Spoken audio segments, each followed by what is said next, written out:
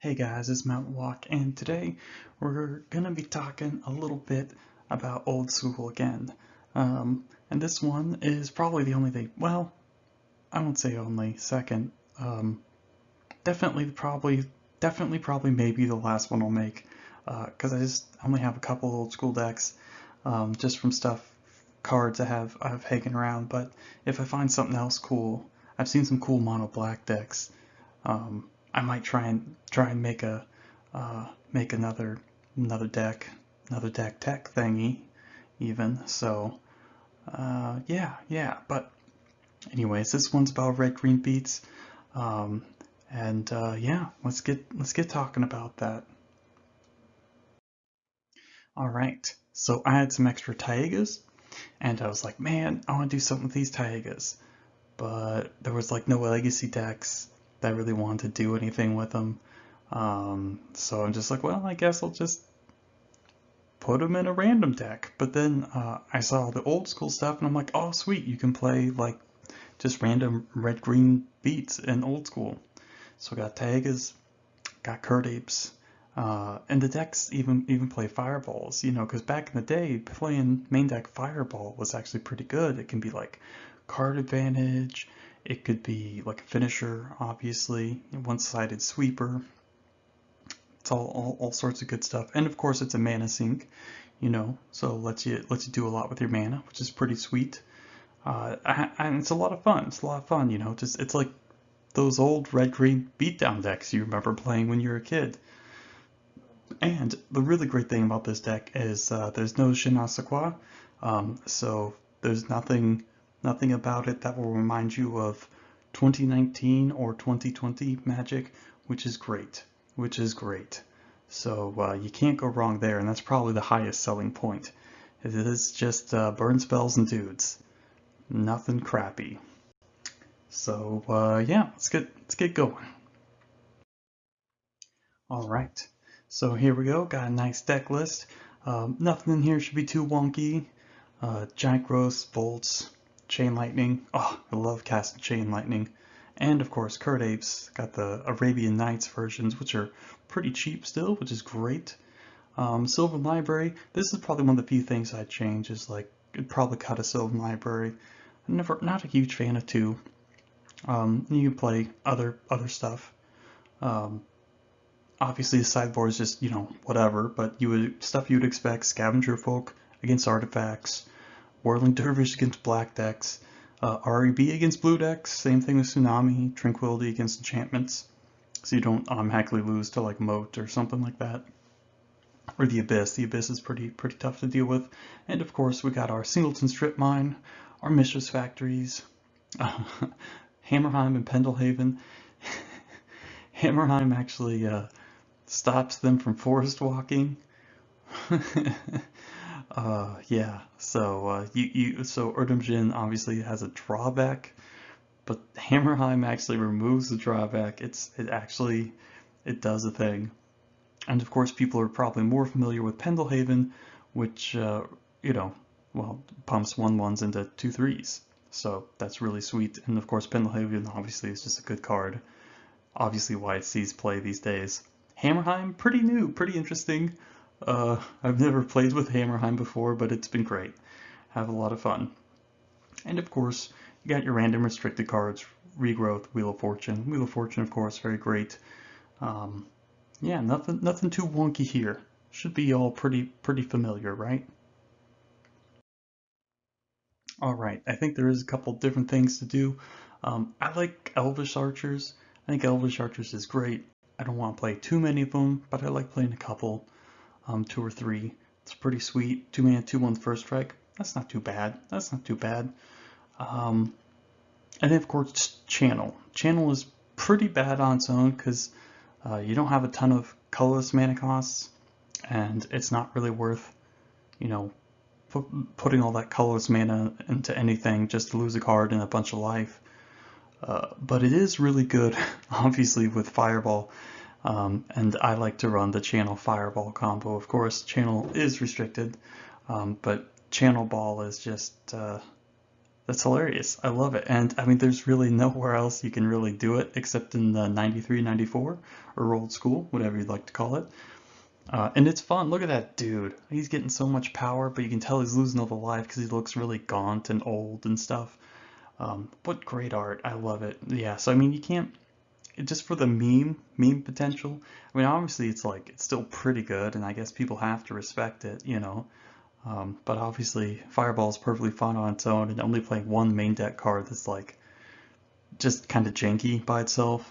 That's fine, and it's fun. That's the most important part. Shatter and Stone Rain are kind of like part of a more of like a mana denial thing. Stone Rain's great because obviously you can just use it to destroy lands, set them back a turn. That's pretty good. That's pretty good, obviously. A little slow, but it's still pretty sweet. Great with Soul Ring, of course. And then Shatter, too. Shatter, of course, again, this is great against all sorts of nasty artifacts. And of course, it does a Stone Rain impression against Moxes and things like that. So that's really cool. So that could be interesting depending on what you're playing against.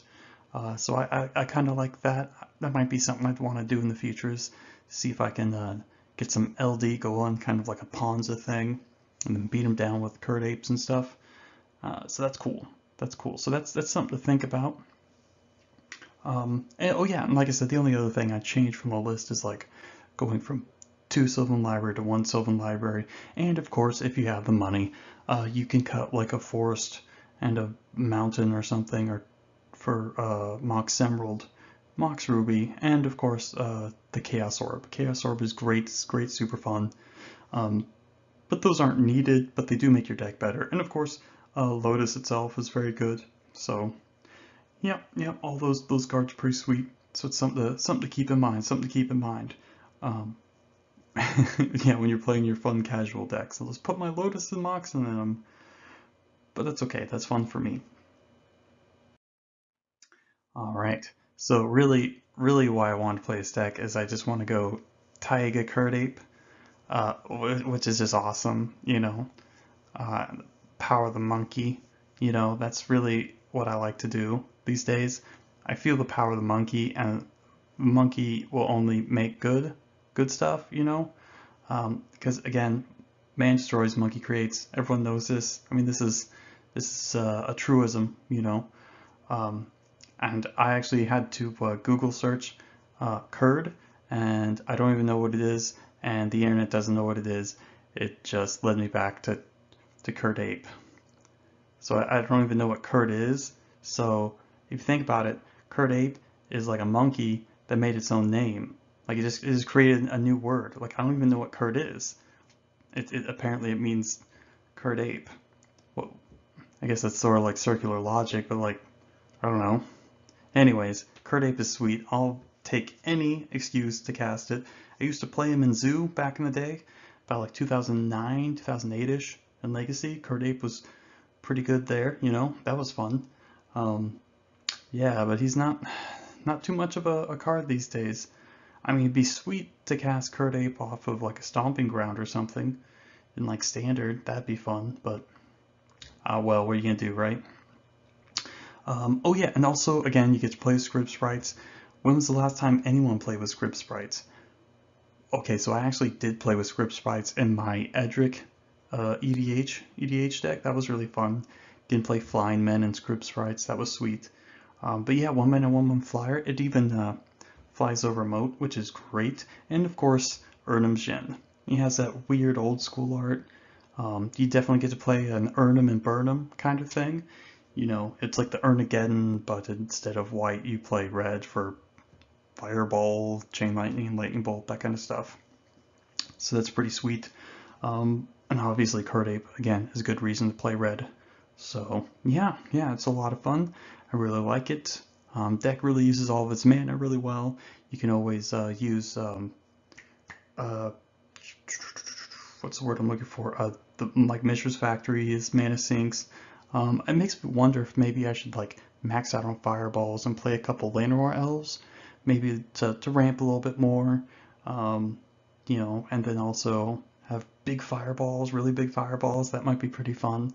Llanowar elves would be a good one to play, you know. I have a beta one floating around somewhere, you know, so that's always cool. I put it in like one of my EDH decks, so I guess I could use that and play a couple Night Morels.